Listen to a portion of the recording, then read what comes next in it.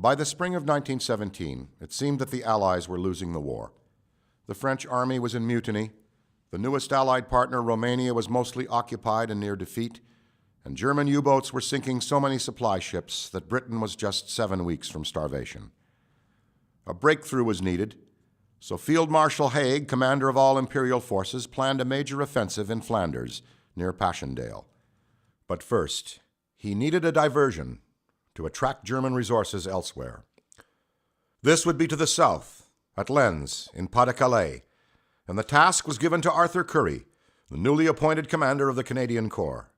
Currie's later actions lead us to imagine his thoughts after surveying the future battleground in early July. We've been assigned to capture Lens, but I've seen the layout and I don't like the idea at all. The approach will be deadly across their cleared lines of fire, and then we'd be bogged down in costly street fighting through the rubble of the city and the surroundings. My boys will fight all right, but they'll not have their lives wasted. This brutal war has already cost the Allies hundreds of thousands of soldiers.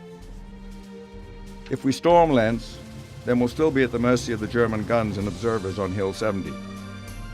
My plan is to take the hill instead.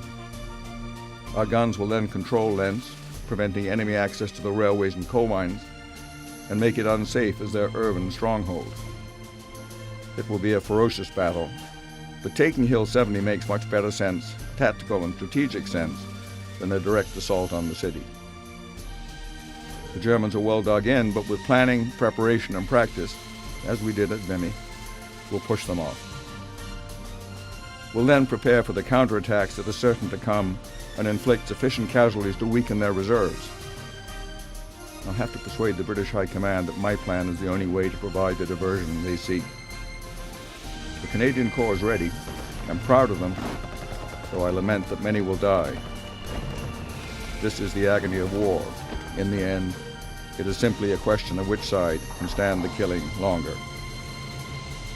General Currie did indeed manage to persuade the British High Command to accept his plan, and preparations for the assault on Hill 70 began immediately.